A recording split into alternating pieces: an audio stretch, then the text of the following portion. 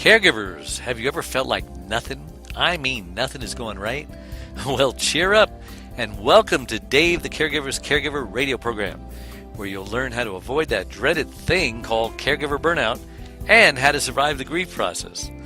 You know, with roughly 100 million caregivers in the U.S. and Canada alone, that's about a third of the population. That means that everyone probably knows someone caring for a loved one.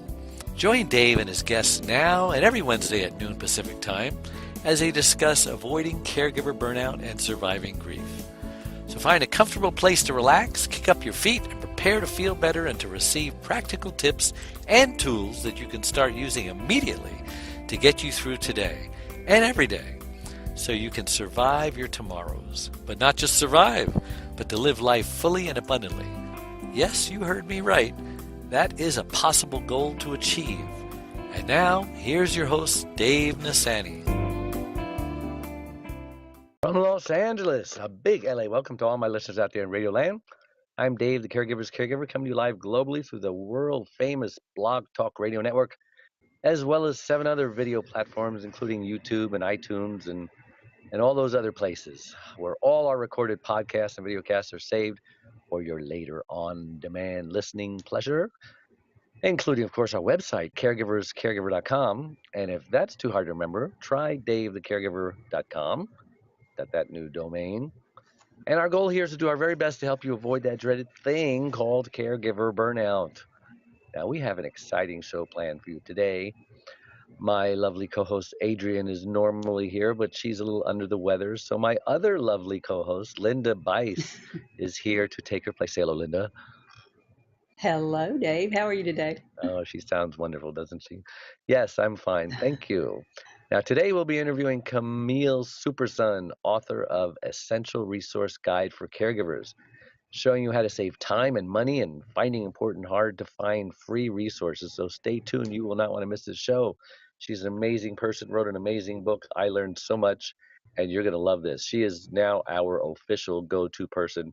When anyone asks me, how can I get Medicare to pay this, and how do I get Medicaid to pay that, and where can I find respite help, and just there's this book is filled with a zillion questions and, more importantly, a zillion answers. So you're going to have a great time today. I'm your host, Dave Nassani. This shows caregivers of every single kind. And the one thing we know about caregivers is that they are caring and selfless and sacrificial souls, but they have this tiny little problem. The tiny little problem is called burnout. Actually, it's not a tiny little problem. I was kidding. But we can learn something from the airlines, including, United, who drags people off their planes, because they tell us in the event of an emergency, put your own oxygen mask on first before you attempt to help your loved one with their mask. Why do they tell us that? That sounds like the most selfish thing in the world that a parent can do to their kid, right? I mean, imagine the planes are going down, everyone's screaming, your little bundle of joy is gasping for breath. Whose mask are you going to put on first, huh? Well, the airlines know so well that if you don't put your needs above the needs of your loved one, you will most likely black out. And then you won't be of any good to anybody with anything, including your little bundle of joy there. And caregivers are the same way. We got to learn a lesson. Now, we also talk about grief and loss here and the devastating effects it can have on us. Anytime we suffer a loss, we lose a girlfriend, we lose our health, we lose a spouse, we go through a grief process. It could take days or weeks or months or years.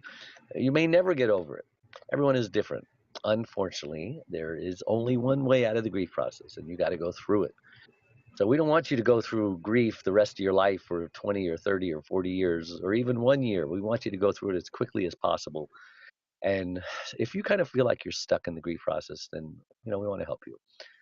So, hey, now I want to take this time and thank my last week's guest, Caregiver Advocate, blogger, and trained caregiver support group, Bobby Carducci. It was a great interview, and you can listen to that interview and all of our interviews, including this one, at our website, caregiverscaregiver.com. That's caregivers with an S and caregiver without an S.com, because I'm Dave, the caregiver's caregiver. See how that goes? Okay.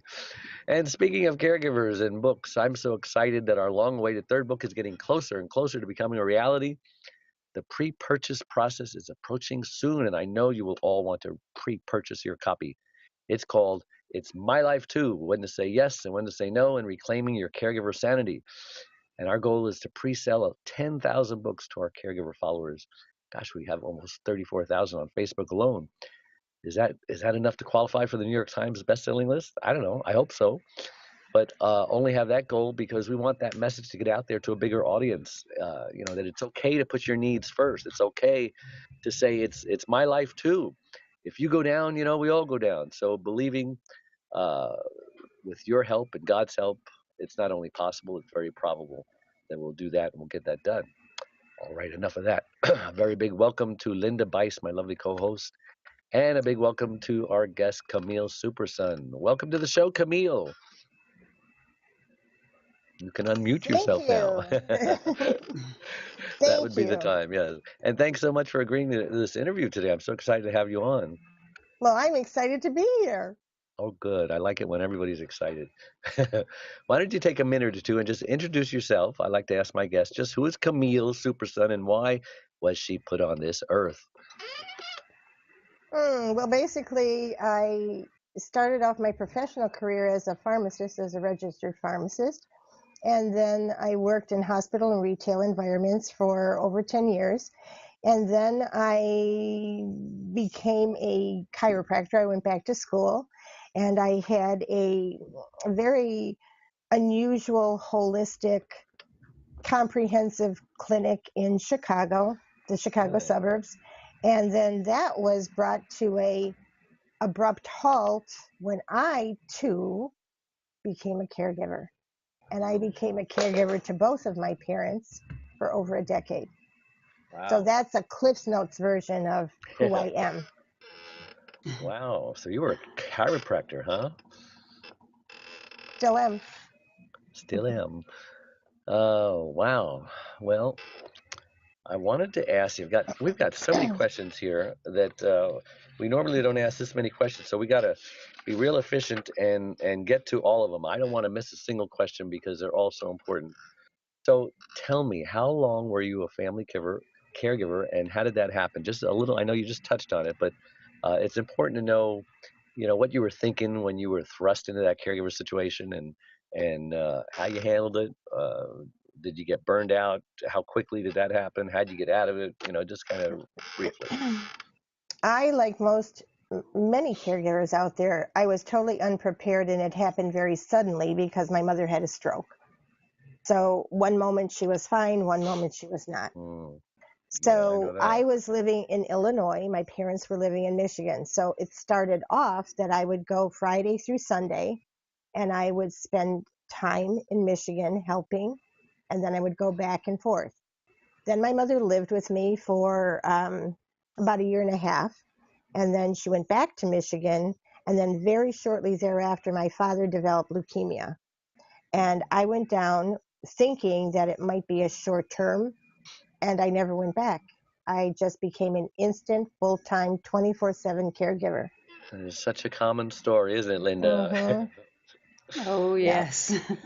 Absolutely. It's like they were drafted into the Army, they were drafted into caregiving, and it's like, did I sign up for this? I don't remember signing the form. I don't remember getting this training in high school. I know I went to home ec. They taught me how to make a grilled cheese sandwich so I don't starve, but they didn't tell me how to be a caregiver, which incidentally, they should add that to the curriculum. Don't you think so? No kidding. That's true. Yeah. You should. Because how many of us literally have just become caregivers through default? I mean, More one and time. more. Yeah. Yep. I always like to say I call it on-the-job training. I always like to say there's three kinds of people in the world. There's caregivers, and then there are those who are going to become caregivers, and then there's those who are going to need a caregiver. So, that covers the whole gambit. We've already got a third of the population as caregivers. So Camille wrote this amazing book. It is like 242 pages.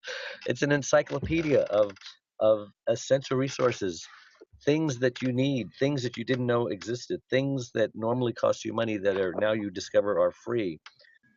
Respite care. I mean, we get so many questions on, what can I do? I have no help. My siblings all have deserted me. I'm here all alone. I lost my job. I lost my health. I can't go to the gym and all of that stuff. And you've got most of those questions answered in here. So let's just talk about some of the products and services that can be really hard to find that, if you do an internet search and stuff, you just give up out of frustration, but they're in here. So you've spent like 3 years of your life finding this stuff out. And I just have to give you kudos because most people would just give up if they can't find something. But no, you're like a bulldog who won't let go of that bone, Well, people don't understand also that caregivers, the average family caregiver, spend 11 to 13 hours a month searching for information. That doesn't mean they find it. That Yeah. means they're looking. That adds up. If you ever add that up, that adds up to 3.5 to 4.5 work weeks a year. Wow. That's more than people get vacation time off, just looking for information.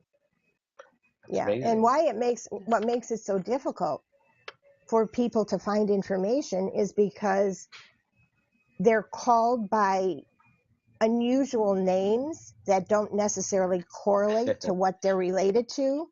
That's typical government. that's typical in the government, whether it's local or whether it's federal. And you'll find that in multiple different areas where that happens. Also, people don't realize that there's a lot of things that they can be compensated for and have the expenses all paid.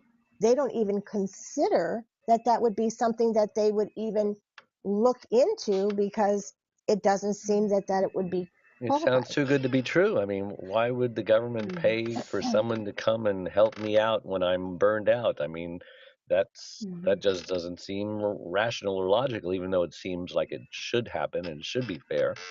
But I would guess that the government, many times, maybe they're instructed, don't advertise this. This is available, but we don't want anyone to know. I mean, that's possible, right? Absolutely.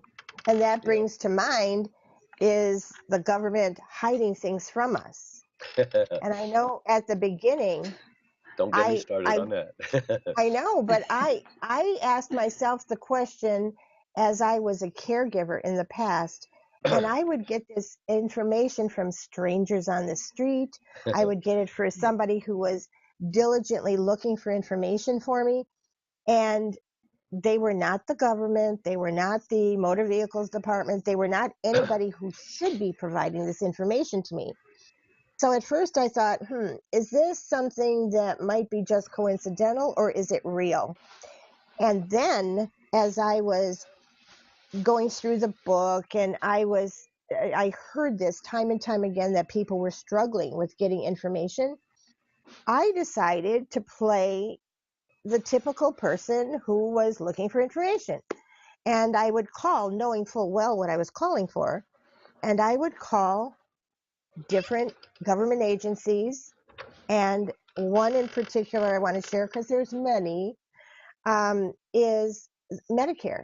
I called Medicare pretending that I was a friend of someone who qualified for one of the programs that's called Extra Help. And Extra Help and other programs will help you with your the deductible from your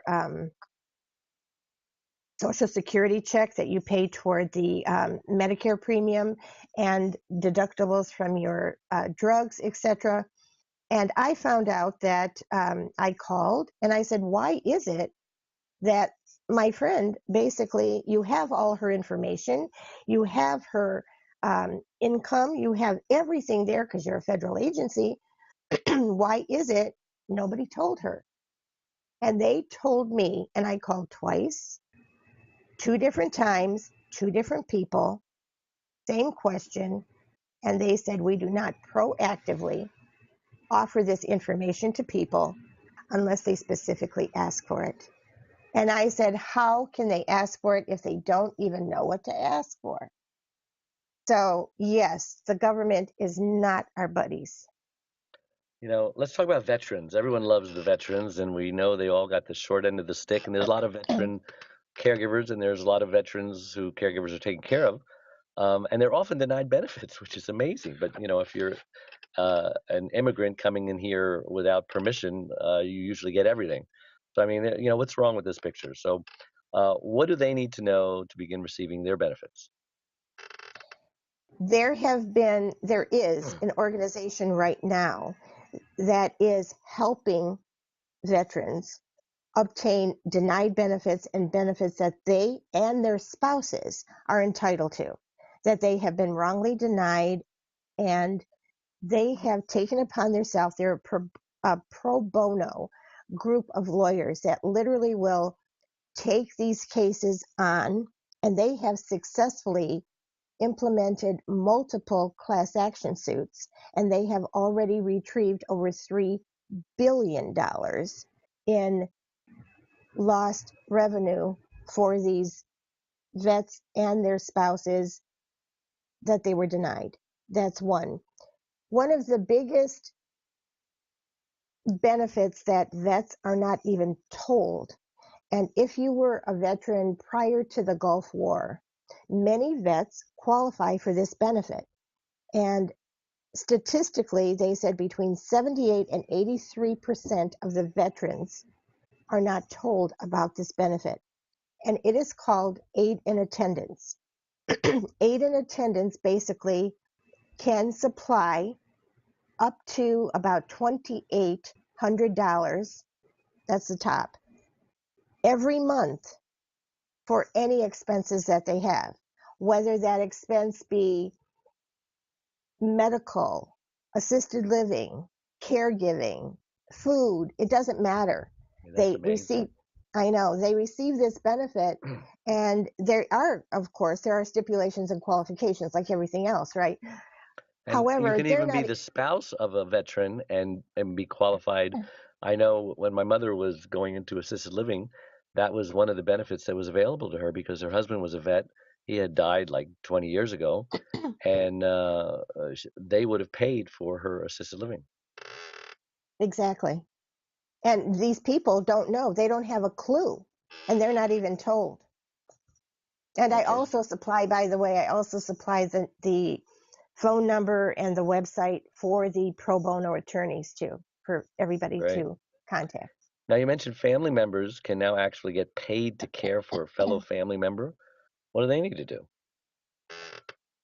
Effective June 2015, there has been a national, it's all across the nation, 49 states now will allow a family member to take care of a family member, a fellow family member. And it's usually an adult child will take care of a parent, for example. The exception being if you were the spouse of a veteran, you are allowed to collect and receive money for caregiving your husband, which is not always the case, but it can be, depending on what state you live in. So there are now 4 different ways that people can get paid in order to be compensated financially for caregiving a loved one. And it used to be only, and it was very limited to a very small amount of states, through Medicaid waiver was one. That's the most common. You have non-Medicaid, you have Veterans uh, Administration areas too. And Hmm. plus, you can also implement your life insurance policy in order to take care of Wow, yeah. it's And amazing. what's Okay. even more important is on the books, people need to be very proactive in contacting their congressman regarding. There is a paid family leave act that has been on the books that need to be passed in Congress. And what that will allow is up to 12 weeks of paid partial payment of their wages. Usually it's at least 50 to 55% of their wages, up to 90% for 12 weeks. Paid leave time off. Is that going to be funded similar to unemployment insurance, half employer, half employee? Sometimes it just depends. They're talking about various ways. Yes, there's multiple ways that they're thinking about doing it. Right now, there are 4 states that are not waiting. They know the importance of having employees that are fresh and not stressed out. And if you live in Rhode Island, New Jersey, Washington, D.C., or California, you already have this on the books from a state level that they've implemented. It's only up to 6 weeks because the federal bill has not been passed, but at least it's something that these people can get right now today. Yeah. So that's another. Let's move on. We've got so many questions. Before the show, you and Linda were talking about something that she didn't know about. Let's discuss that. Tell us again what that was, Linda. You were talking about you have hours earned of respite, and they weren't Oh, giving you the hours because they said they just don't have it available. And Camille says, "Oh no, no, we have been okayed for 49 hours a week, but we rarely get close to that. There is a shortage in nursing care, and plus the nurses that we have outside jobs. They have other jobs, so it's like we are on the back burner. If they can't work, they take their other jobs first, and then we get what's left over. But you said something that I didn't realize, that we could be getting nursing care from 2 different agencies at the same time. So that's something I Yes, definitely want to check in right. on. And what you do need to do is make sure that you voice your discontent with what's happening and say, okay, if this one can't supply it, there are multiple others that can supply Yeah, this care, multiple others. because they And do get then paid from the government, right? It's not like they're just giving away free services, right? right. They're getting paid. Yeah. So you're taking money away from them. Say, hey, if you can't do it, I'll find someone who can." Yeah, and not only that's that, true. if you need help, you need to also, if they're giving you a song and dance on whether or not they're going to supply you with a nurse, ask them also, okay, if you don't have a nurse right now until you get them, whatever agencies you're getting them from, say, I need someone. I need rest. I need somebody to come in who, and you can have, in Arizona, you have certified caregivers, you have, that also can come in. You have the CNAs, you have different medical professionals that can also come in and kind of fill in the gap and give you a break, Right. you know? That's something I definitely need to check in on. Yeah. And one of my other pet peeves is I am usually going 90 miles an hour all the time. And the nurses come in and they sit. And that drives me insane. And I have gone so far as to make a list of everything I want done that day. Maybe 2 or 3 things will be checked off. Mm-hmm. But I don't want to come across as like, hey, I want you to do this, and I don't want to be mean or anything like that. But I've been trying to find nice ways to say this is what I want done while The you're nice, here. the nice I way, don't. the nice way basically is before they ever come in, you have your checklist and you go over it with the agency or whoever is providing you with the help. And you say, this is what I need done. This is what I need done twice a week, once a week, Yep, however you want that done. yep. Are you going I to be did able that. to provide that for me? And what do they And say? remove Right. all the chairs in the house. I yeah, that's a good idea. We do That keep the electricity turned off on the television, but I made out a whole list Monday through Friday, well, actually Sunday through Saturday, and sent that to the agency before they sent the nurses here. So they definitely already have a checklist, and and what so about do you also get a caregiver that comes in, a paid caregiver that comes in? that's what they are. They're actually nurses' aides, is Okay. who it is. A, a caregiver and a nurse's aide are 2 different things. Okay, in their structure. So what you might want to do is ask them, can you supply me with a caregiver? And the caregiver, when I was writing the book, I went out there and became a caregiver through agencies and things because I wanted to know what it was like out there. And it is Yeah, sometimes a joke. All right. And believe me, I had jobs to do, from washing dishes to helping clean to changing beds to, I mean, there was a yeah. list. So again, be vocal, if you usually set the parameters before you start, that's probably the best way. And then after they're gone, you can say, this wasn't done. Can you tell me why? I need to know why. And And do it. can she share like 20 hours of caregiving and 20 hours of nurse's aid? Is that allowed? Or is it Anything, 40 hours of anything is care allowed. and 40 Anything hours of is nurse's allowed. aid? Anything is allowed depending on the situation. This situation that Linda has presented, that is for one person to take care of that, it's asking almost the impossible. And we're Yes. talking, I know what it's like to take care of somebody 24/7, where they rely on you for everything. Everything. Yeah. And it is not humanly possible. That is why 30 to 40% of caregivers die before the people they're taking care of, because they're not being taken care of either on their own or through the agencies that are supposed to be supplying the care. That's Well, right. listen, we're going to take a quick break and we'll be back. This is a great discussion and we've got a lot to talk about, so don't go away. One Arm, One Leg, 100 Words, Overcoming Unbelievable Hardships is about Charlene, a stroke survivor. Back in 1996, Charlene was a healthy, normal, very active 52-year-old woman whose amazing talents resemble that of both a Martha Stewart and a Wonder Woman. But all that changed when she suffered a massive stroke that left her severely speech impaired and paralyzed on the right side. Who am I? My name is David.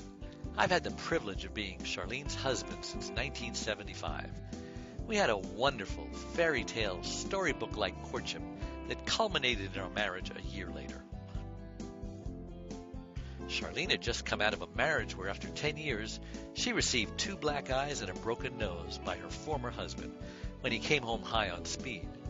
Charlene believed in no second chances of any kind for abuse, so she left. Finding herself all alone in the world with her 5 and 10-year-old daughters, Cynthia Lorraine and Deborah Lynn, she started raising them by herself for the next 2 years. Then fate brought us all together. After falling in love with Charlene, Cindy, and Debbie, our love then produced Rebecca Elizabeth. We had a wonderful, normal life for the next 20 years. But today, things are very different for everyone.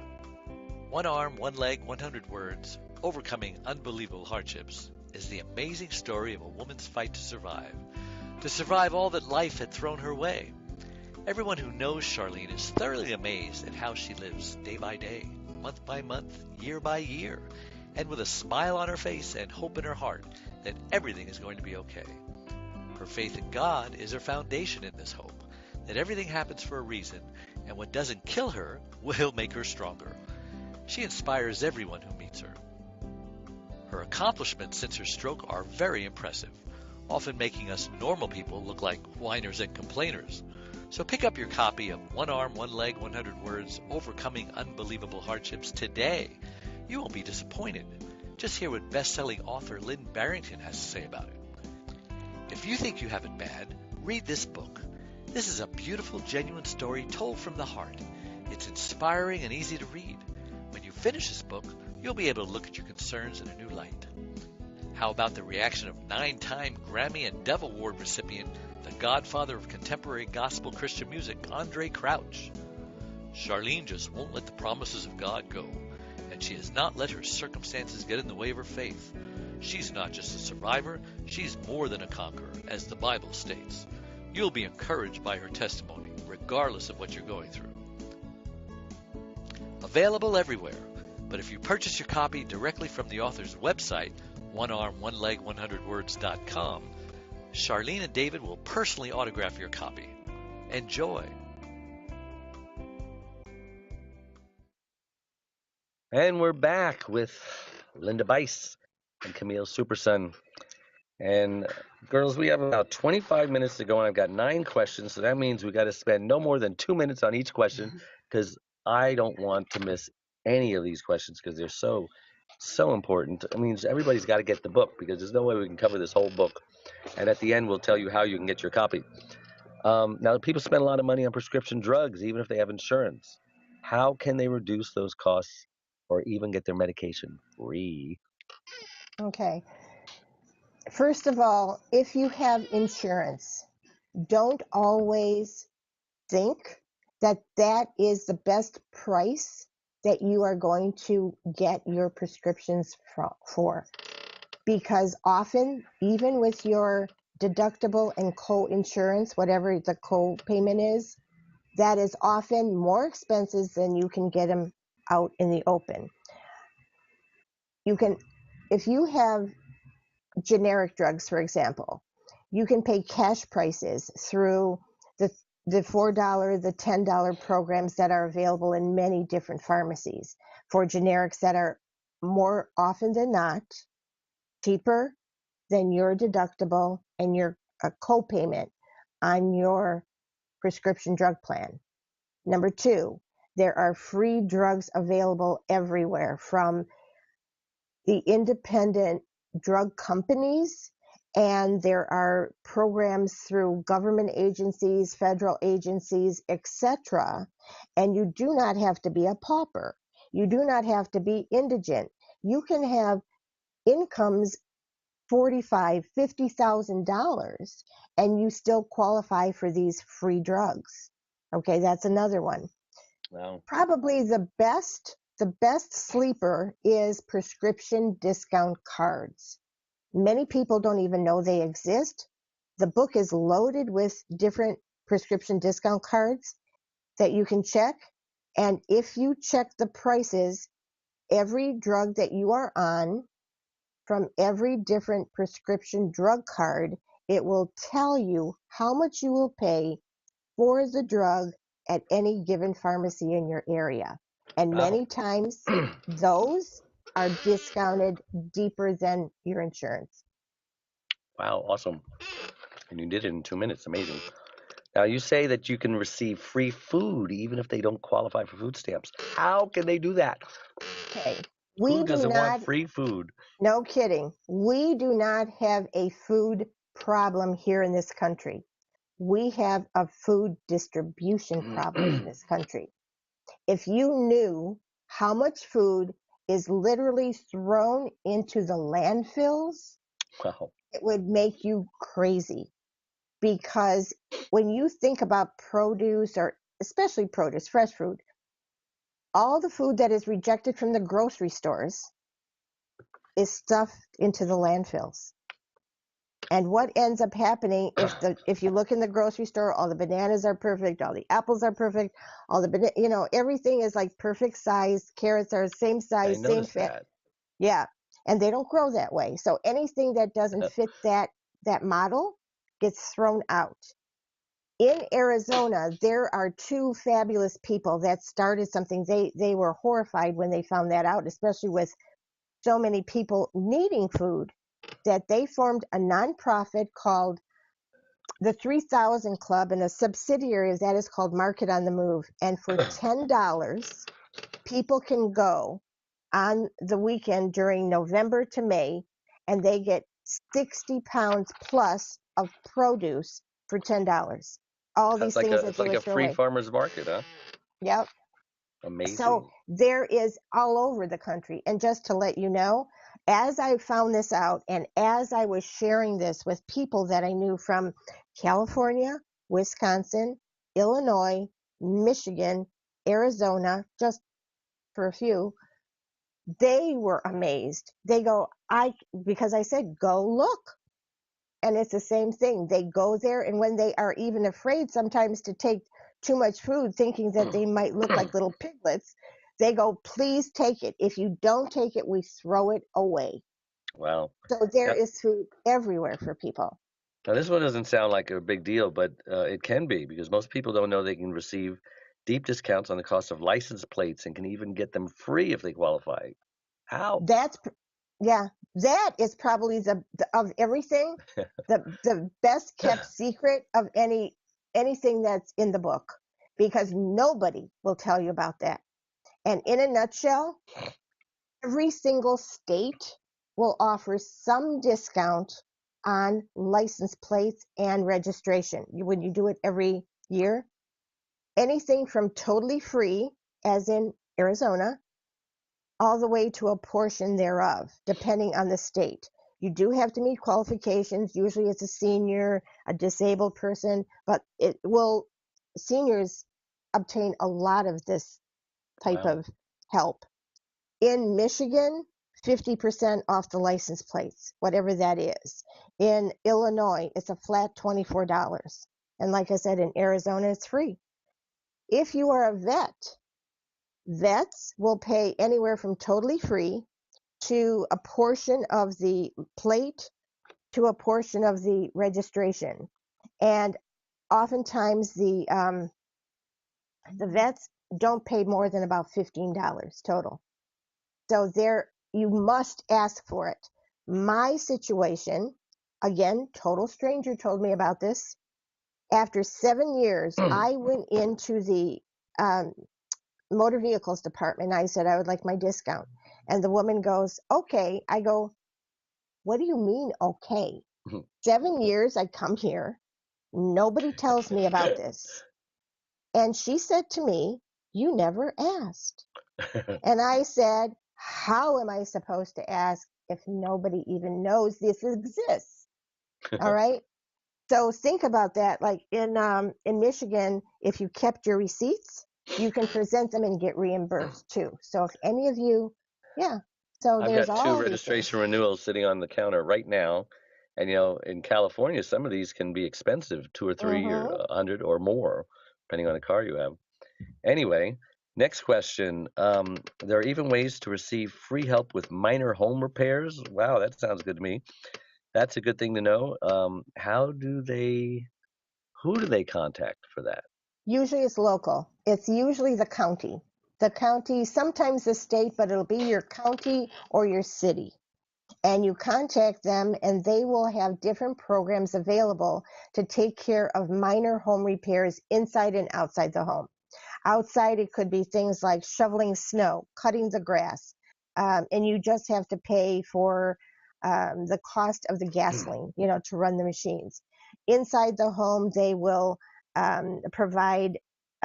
They can provide anything from windows to caulking to what do you call that when you winterize a home. Sometimes they can even do, depending on your income, etc., a new roof, etc. These programs are either called chore programs or home chore programs in general, and they may vary. So it could qualify for condos as well, right? Linda, I bet you've got some repairs that are piling up, yes? Well, do you know what went through my mind is so many of these seniors that I deliver Meals on Wheels to, and I walk into some homes that it absolutely breaks my heart. And I mean, one lady, her home looks like it's under construction, but it's not.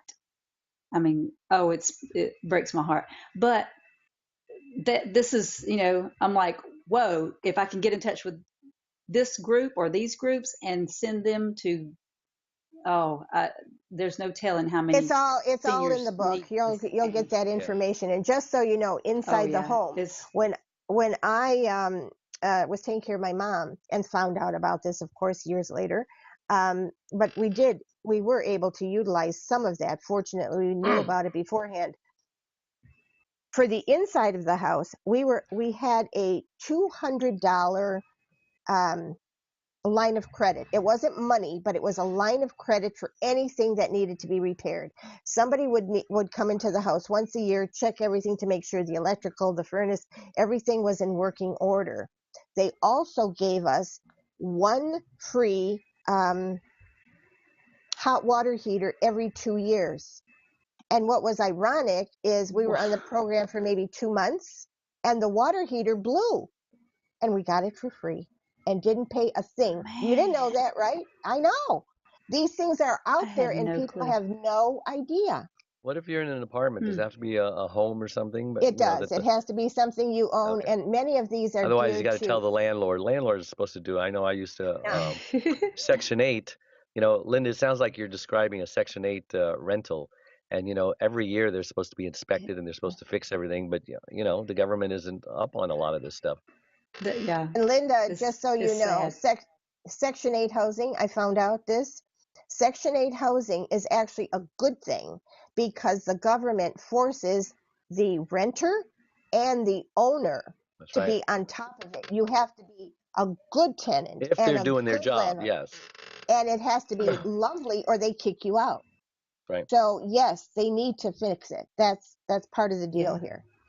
Now, Yeah. service This dogs. there's Go ahead, Linda. Finish that.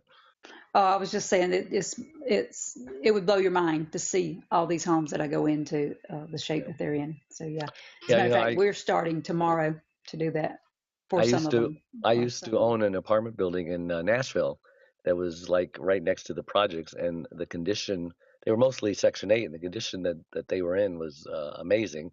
And once a year, they'd fix it all up, and these tenants weren't the greatest, and in 1 year they can like trash the place, and it like mm, they didn't do anything a year later.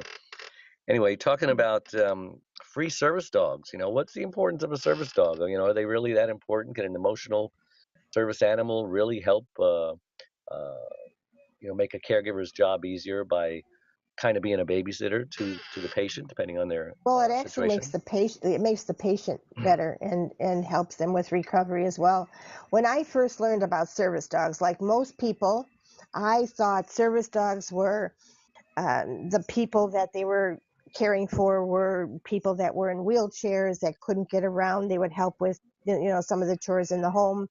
Or I came from Michigan where they trained these seeing eye dogs, where you have somebody on the street and they're guided so they can become independent.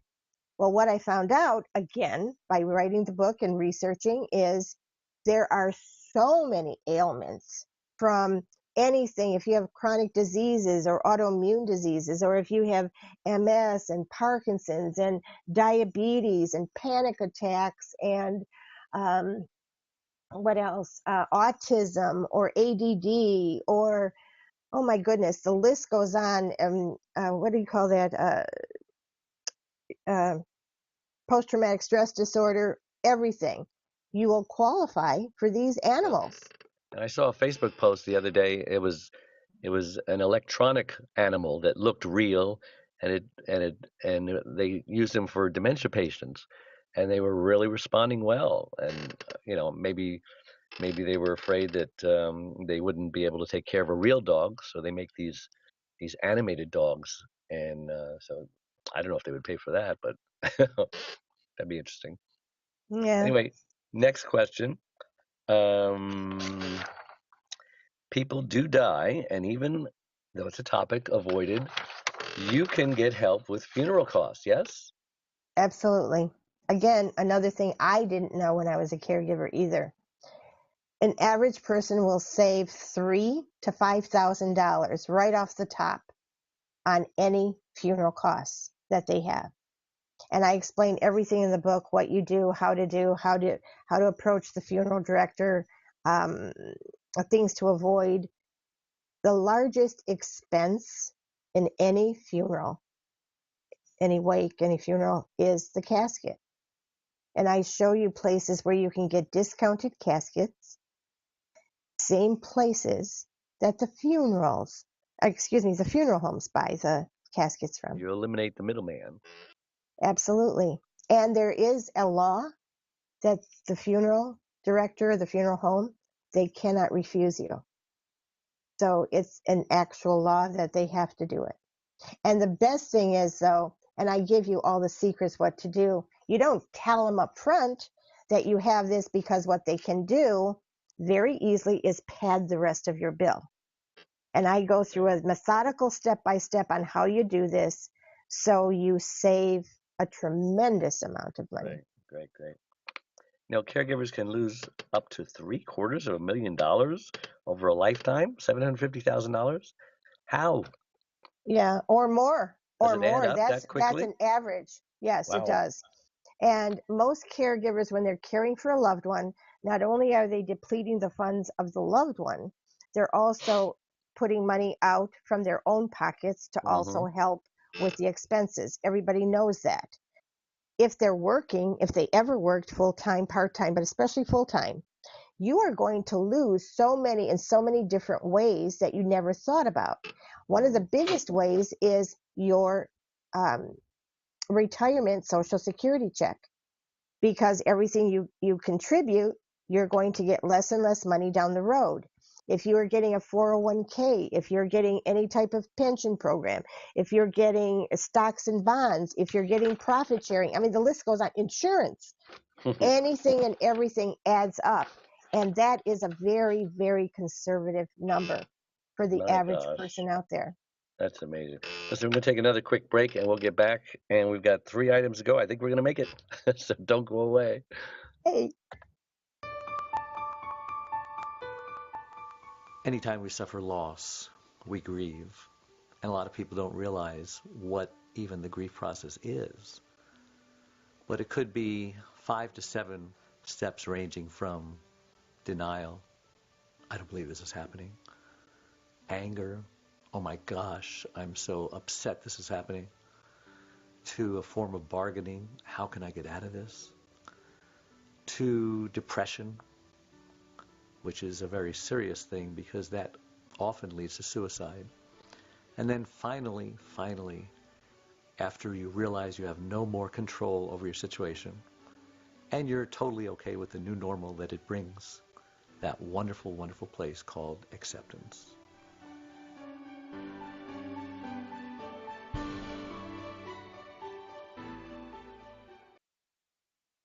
Being a caregiver takes a special person with passion and compassion. But even you can become a little burned out from time to time. The Caregivers Caregiver Radio Show was developed to help you overcome obstacles, adversity, and burnout, as well as just having a place to rest, relax, and recharge your batteries. We've all been there, and you're not alone. Now, you can take the Caregiver's Caregiver with you. Get the top 25 radio shows in convenient form that plugs right into your USB car stereo or computer. Learn the techniques, tips, and encouragement we all need to better handle the day-to-day challenges. For around $1 per show, just $29.77. Get the credit card-sized USB card to have with you anytime you need a caregiver's pick-me-up. Just go to DaveTheCaregiversCaregiver.com and order yours today. Go to DaveTheCaregiversCaregiver.com now. Consider it an investment in you, and ultimately, an investment in them. And we're back with Linda Byce and Camille. And thank you for being so patient in all these questions. I think the next question I have is caregivers can lose, I already did that one. You mentioned adult children may be liable for paying all their parents' outstanding bills. Now that's a nasty thought. Explain that one. For years, there have been something called filial laws on the books. 29 states still have them on the books. What that means is adult children can be liable for all their parents' expenses, especially medical expenses. Really?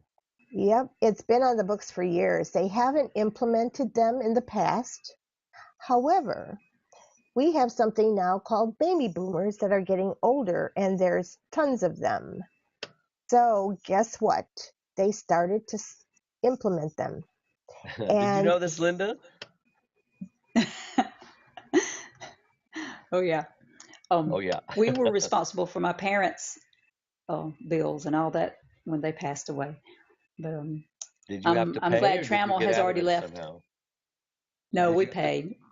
How much? Well, How much was it? my sister handled all that, but there was insurance and stuff like that, so it didn't affect any of us.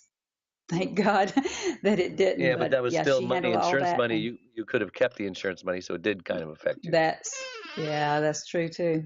That's exactly But right. most people, especially caregivers, most people do not know that these are even on the books, that these laws still exist. So how do we get And around what it? you call, basically, you check first of all to see if your state is one of the states that still has them on the books. If it does, you need to contact your congressman and you need to say, get them off the books. And you have about a 50-50 chance that it might affect you directly. And all I know is the ones that have gone before the courts, the children have lost. They've had to pay. Really? So yes, and I really believe that the reason why they're starting to do that is simply because the adult senior population is getting to be so out of control.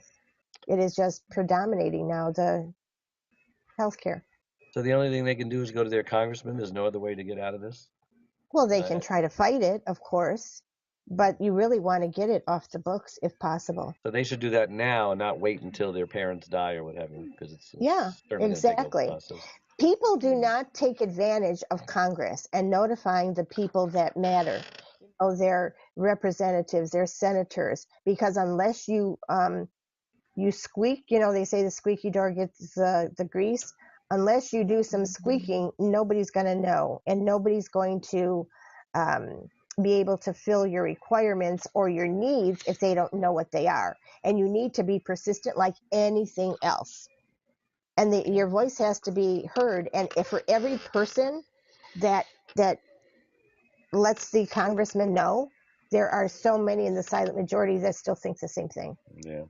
Now, we've only covered like 14 of these items. How many more are in this book? The tip of the iceberg here. Oh, my goodness. There Hundreds? is just so much. Okay, There is just so much. They've got to get this book. So how do we get this book in their hands? Well, the good thing is if you get it directly from the website, which is Stress Free Caregiver, that's singular, stressfreecaregiver.com, you get two wonderful bonuses there. First of all, you can go into the upper right-hand corner and you can download for free, doesn't cost you anything, a whole list of free respite care places that you can obtain respite care for free. Also, whenever you order the book from the website, you will automatically get a download called the Quick Start Guide for Caregivers.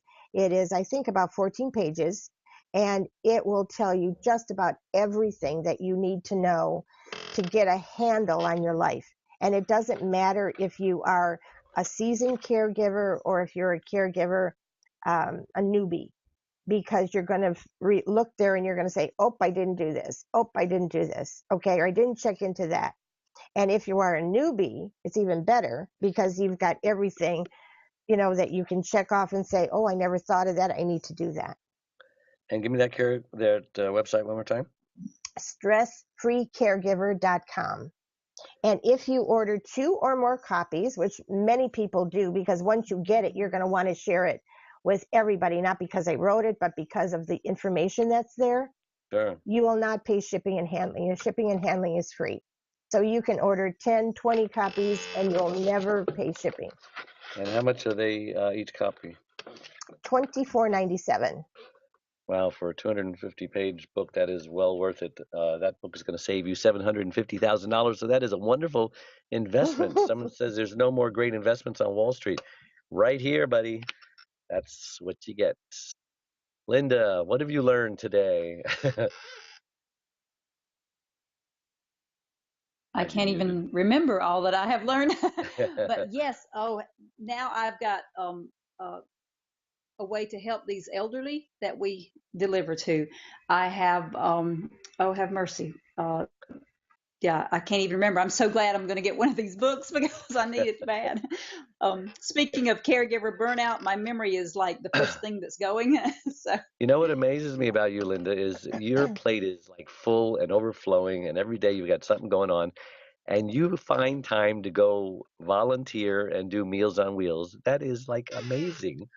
I don't know if that's a compliment or not, but maybe you should learn how to say no sometimes. Although that's a great thing that you're doing, but don't go overboard.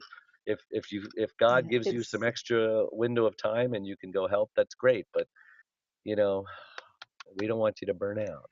I wanted to add something too that's also in the book that will help every caregiver out there, and that is the cooking meals. I don't know about you, Linda, but I know me. I never had time to cook. And if anybody ever came to the house and said, Camille, what can I do to help you? Always I said, could you make me something to eat? It was such a treat because I would go days with not eating a full meal. Days. Often. You'd take even a grilled cheese sandwich, wouldn't you? I would take anything. Go ahead. My whole thing was maybe a hard-boiled egg, or peanut butter and jelly, or Jelly. a cup of coffee. That was it.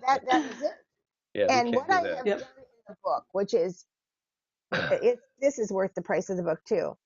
Everything that I've learned to make your life simple, not only as a caregiver, but as a person making meals. The simpler it is to make a meal and get it on the table and get it in your mouth, the more you're going to do it, right? So Yeah. what I put is all these appliances, and there's just a handful of them, and they're not that expensive, that every person needs in their house to make their life easier. And you, Linda, you will love that section, because all these things you can make things in 10 minutes or less. Linda's like And the that, perfect customer of this book. Yes. I know, right? yeah.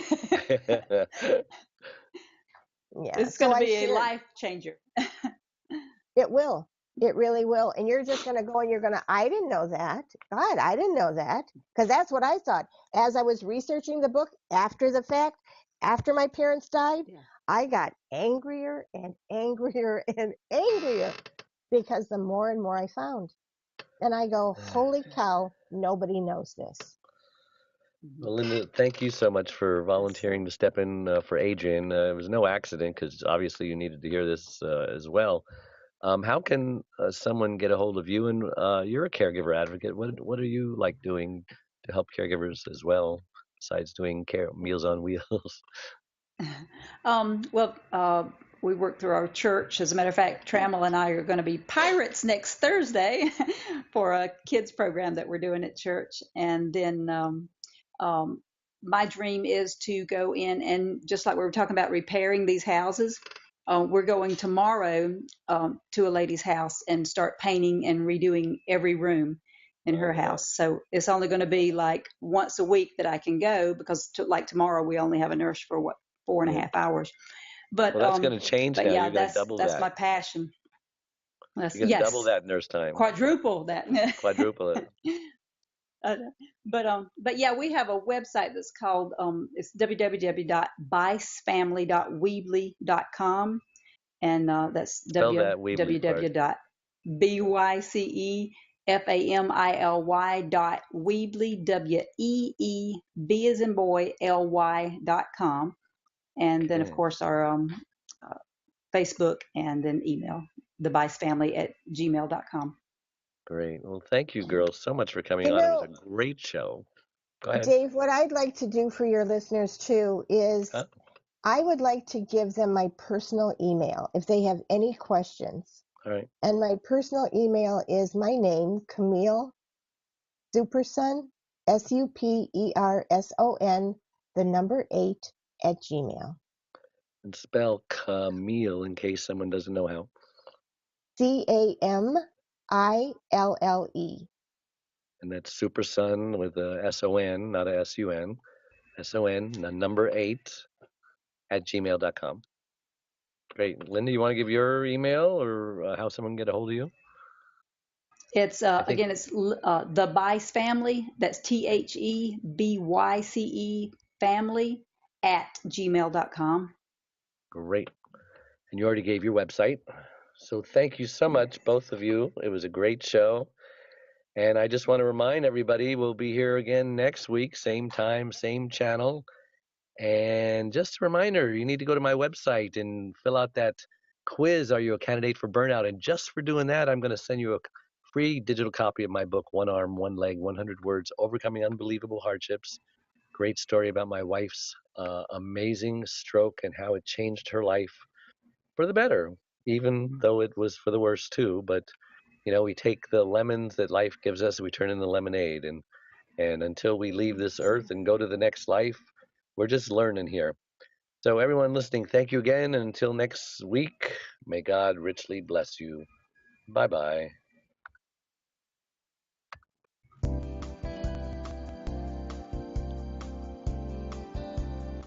Thank you for joining Dave, the Caregiver's Caregiver Radio Show. Make sure you tune in every Wednesday at noon Pacific Time and anytime afterwards on podcast to catch more of Dave and his tips to caregivers on avoiding burnout and surviving the grief process right here on the Worldwide Block Talk Radio Network. Goodbye.